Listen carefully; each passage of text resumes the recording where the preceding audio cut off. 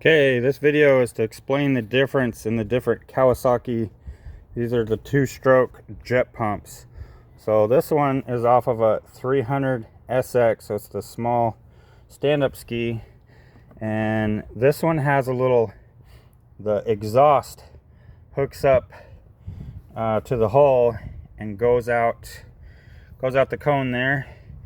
And so that's the 300. It looks like you should be able to swap in a 440 pump. The main pump bodies look the same. Looks like just the cone is a bit different.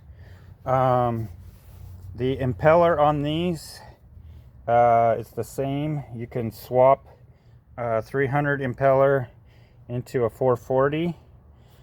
So same size. Now if you're removing this, it's going to be on the drive shaft, and I believe there's a special tool that hooks into this, and then you need a tool with a little prong to hold the drive shaft. Otherwise, I think I've heard people use a 2x4 and a hammer to smack the impeller. Sometimes it takes some heat to get these off, depending on how much corrosion. So that is the 300 and the 440.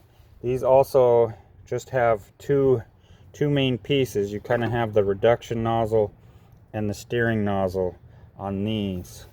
Now on the 550, the way to tell the difference, it has three pieces. So you've got the reduction nozzle, the steering nozzle, and then you have the center body.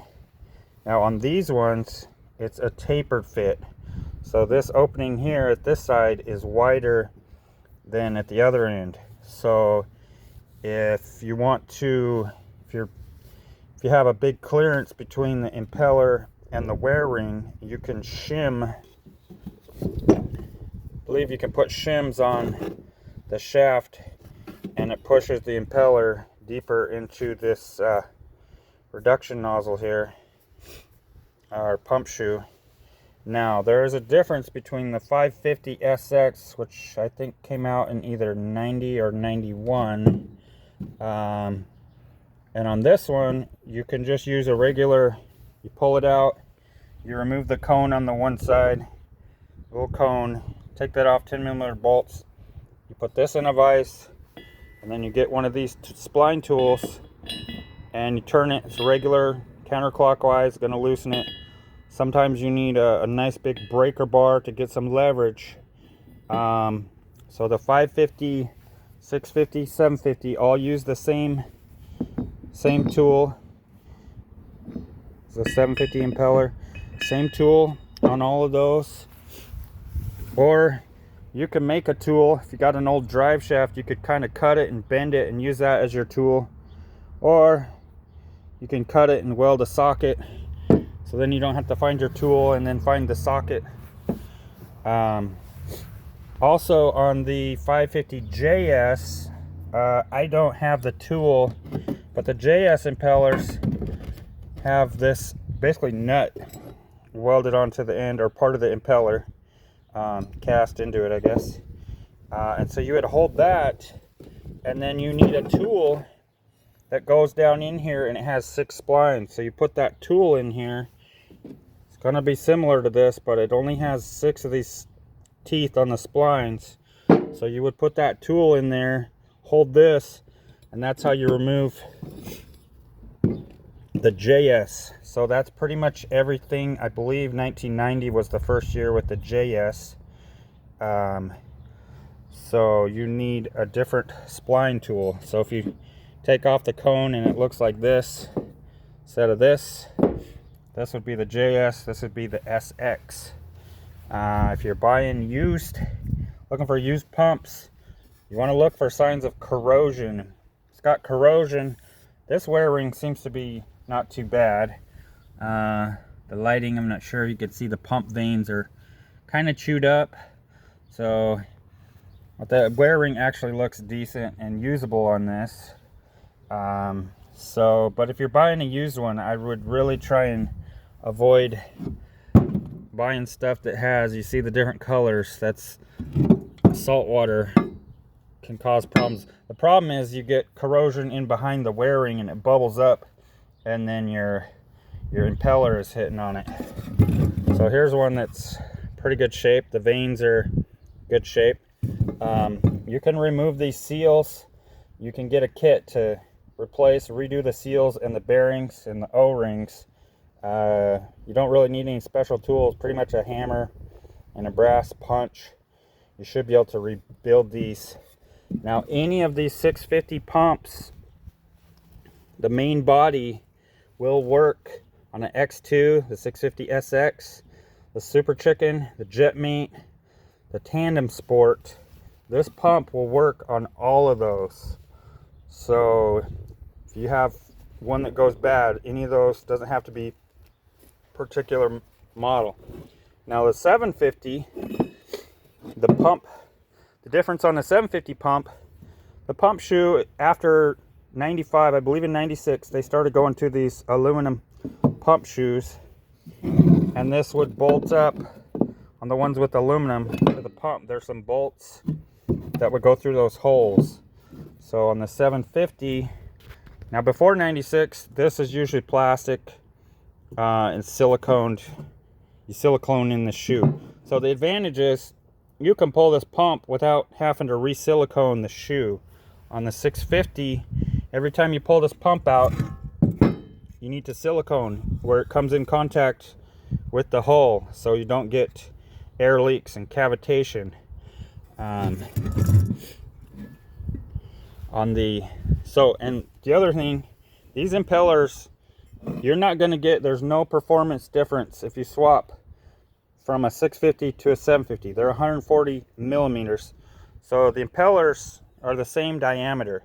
Now if you're using if you want to use a 750 impeller in a 650 pump, you have to have it machined. I believe with a spacer or washer, you might be able to use a 650 impeller on a 750 pump, but you can send these off to Impros or Leading Edge or a machine shop, and I believe they have to take some material off.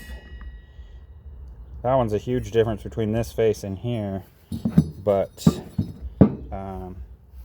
I don't know the exact how much they need to machine off, and I believe they might need to take some off the front as well. I'm not sure, but there's no performance gain from doing a 750 pump swap onto a 650 ski.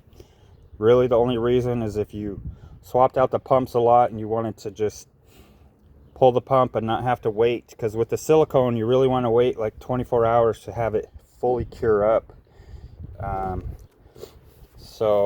And I believe on the 550s, this pump shoe I think will work on the JS and the SX.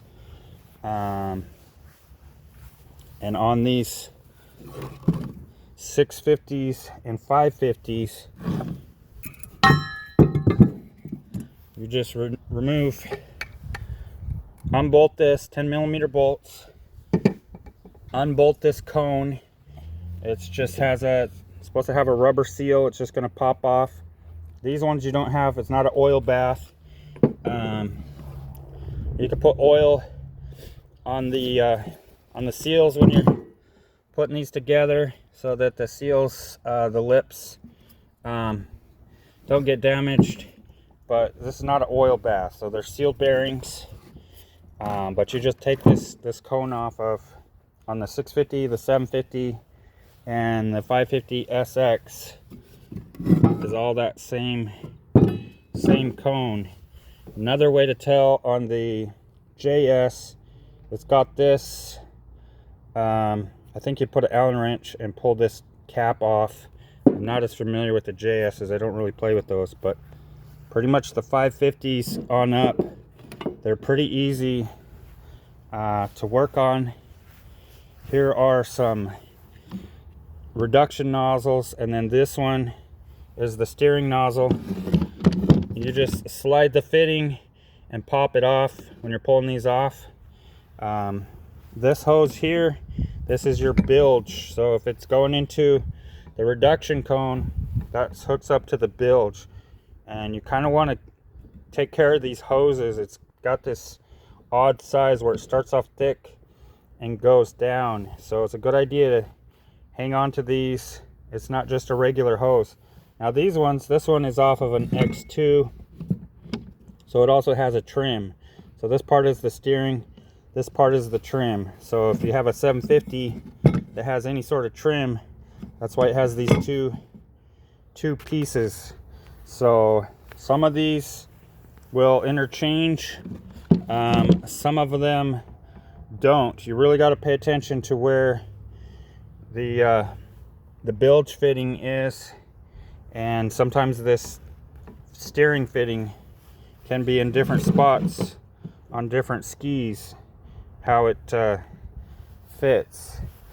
So that's kind of a little overview. If you have the original impeller on these, it's aluminum. These are, you know, a lot of these are 30 years old. They're beat up. And so it's a nice performance upgrade to get rid of this aluminum impeller, swap into stainless. Now this one's pretty beat up too. Again, you could send these off to Leading Edge or Impros, and they can repair these.